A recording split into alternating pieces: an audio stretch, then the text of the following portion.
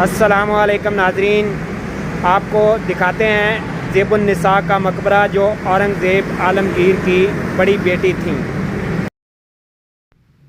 ناظرین، شہزادی زیب النساء کون تھی؟ شہزادی زیب النساء مغل شہنشاہ اورنگزیب عالمگیر کی بڑی بیٹی تھیں، جس کی پیدائش 1638 میں ہوئی۔ دکن دولت آباد جو کہ انڈیا میں واقع ہے، وہ حافظ قرآن بھی تھی اور ایک شاعرہ بھی تھیں، جن کا قلمی نام جو ہے وہ مغفی ہے۔ اس مقبرہ کی عام شہرت مقبرہ زیب النساء ہے۔ روایتیں بیان کی جاتی ہیں کہ یہ مقبرہ زیب النساء نے خود تعمیر کروایا تھا 1669 میں۔ ایک باغ تھا ادھر جو اب نہیں رہا، ختم ہو چکا ہے، اس کے سینٹر میں، اس کے درمیان میں اسے تعمیر کروایا تھا۔ یہ راجہ رنجیت سنگھ کے دور میں اس مقبرے کی آرائش کے لیے جو قیمتی اور نایاب قسم کے پتھر استعمال کیے گئے تھے، وہ راجہ رنجیت سنگھ نے حضوری باغ بارادری کی تعمیر کے لیے اتار لیے تھے اور وہ ادھر لگا دیے تھے۔ یہ شہزادی جو زیب النساء ہے، اس کے بارے میں یہ بھی کہا جاتا ہے، یہ بھی روایتیں آتی ہیں کہ اس کی شادی نہیں ہوئی تھی، یہ ساری عمر کنواری رہیں۔ اور جو یہ دولت آباد دکن کی مثال ادھر سے ملتی ہے، یہ تاریخ یہ بتا رہی ہے کہ یہ ادھر پیدا ہوئیں۔ یہ ایسا بھی ہوا تھا، یہ دولت آباد دکن جو ہے ادھر ہی گورنر بنایا ہوا تھا، فوج کا سپہ سالار اور گورنر بنایا ہوا تھا اورنگزیب عالمگیر کو اس کے والد شاہ جہان نے۔ جب اسے معلوم ہوا کہ جو تاج پوشی ہے اور تخت جو ہے وہ تو دارا شکوہ کو مل رہا ہے، تو وہ ادھر سے اپنی فوجیں لے کر دہلی میں آ گیا، تو اس کا استقبال کیا گیا۔ اس کے والد شاہ جہان جو شہنشاہ ہند تھا، اس نے کہا کہ میرا بیٹا آیا ہے، تو اس کا استقبال کیا۔ انہیں تو معلوم نہیں تھا کہ یہ کس نیت سے آیا ہے۔ بعد میں اس نے سارے قلعے کو یرغمال بنا لیا اور بادشاہ جو شاہ جہان تھا، شہنشاہ ہند، اس کو بھی گرفتار کر لیا۔ اس وجہ سے یہ بات سچ معلوم ہوتی ہے کہ جو شہزادی زیب النساء ہے یہ ادھر ہی پیدا ہوئی ہوگی، کیونکہ جو دولت آباد دکن ہے، اس جو ریاست تھی ادھر کا ہی یہ گورنر تھا اس کے دور میں، شاہ جہان اپنے والد کے دور میں۔ کیونکہ بادشاہ جو ہوتے ہیں وہ اپنے جتنے بھی شاہی لوگ ہوتے ہیں، اپنے بیٹے ہوتے ہیں، انہیں کہیں کا گورنر بنا دیتے ہیں، کوئی وزیر بنا دیتے ہیں، کوئی وزیر اعظم بنا دیتے ہیں، تاکہ علاقوں میں ان کا تسلط قائم رہے اور ادھر کی خبریں وہ بھی ان تک پہنچتی رہیں، تاکہ کوئی بغاوت نہ ہو جائے۔ بغاوت کو کچلنے کے لیے وہ اپنے خاص لوگ ایسے پورے ہندوستان میں انہوں نے لگائے ہوتے تھے تاکہ حکومت جو ہے وہ مضبوط رہ سکے۔ اورنگزیب عالمگیر کے بارے میں اور بھی بہت ساری باتیں جو مشہور ہیں۔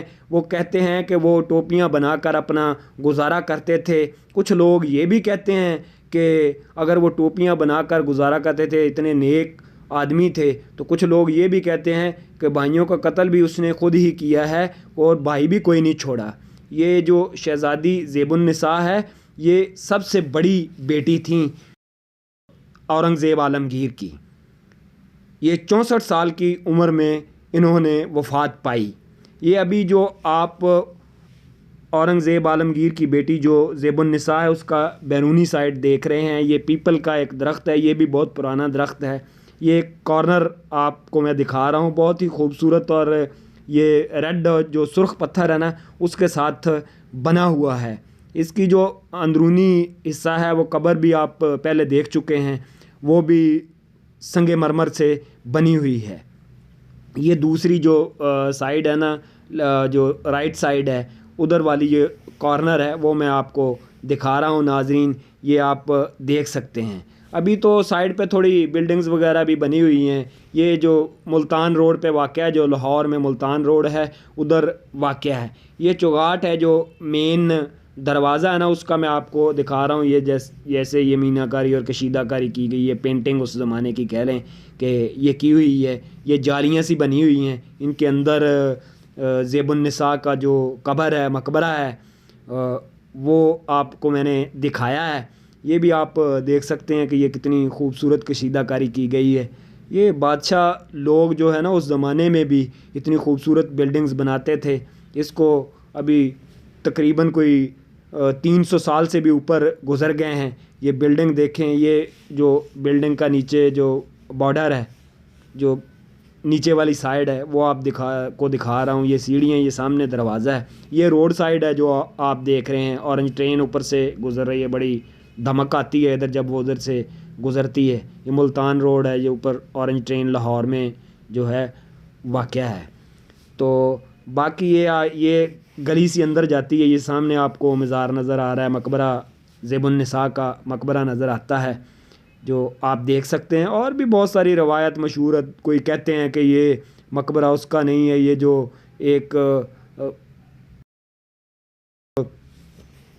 ادھر اور زیب النساء کے نام سے بائی زیب النساء جو ہے اس کے نام سے وہ مشہور تھی، اس کا مقبرہ ہے۔ کوئی کچھ کہتا ہے کہ ادھر کا لاہور کا گورنر تھا اورنگزیب عالمگیر کا، یہ اس کا مقبرہ ہے۔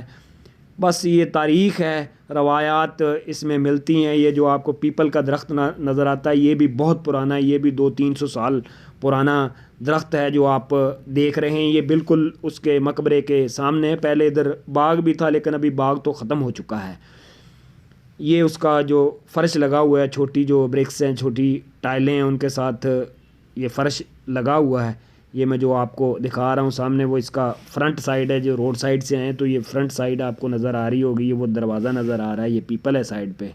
یہ اس کی جالیاں جو بنی ہوئی ہیں، یہ بھی فرنٹ والی سائیڈ ہے، آپ دیکھ سکتے ہیں ناظرین۔ یہ بہت ہی خوبصورت ہے، اندر سے بھی بہت خوبصورت، اور اس کا اوپر سے میں نے آپ کو دکھایا، اوپر سے بھی آپ نے دیکھا ہوگا گنبد اوپر بنا ہوا ہے، وہ بھی بہت خوبصورت ہے۔ ناظرین اپنا اور اپنے اس چینل کا خیال رکھیے گا۔